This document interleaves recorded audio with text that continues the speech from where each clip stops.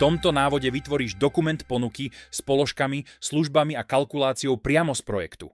Odošleš profesionálne navrhnutú ponuku vo vlastnom dizajne, úplnú so všetkými údajmi zákazníka a pripravenú na digitálne schválenie.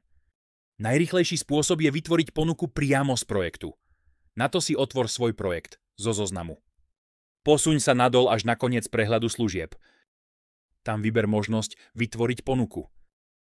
Následne nastav dátum a platnosť svojej ponuky. Potom sa posuň k detailom. Tu môžeš pridať osobný odkaz a záverečnú poznámku, napríklad pre špeciálne podmienky alebo pozdrav. Potom si zvol, či chceš ponuku podpísať svojim podpisom. Pomocou náhľadu si môžeš dokument skontrolovať. Mimochodom, ako si nastaviť logo, firemné údaje a podpis sa dozvieš v samostatnom návode. Potom sa vráť späť do svojho dátového záznamu.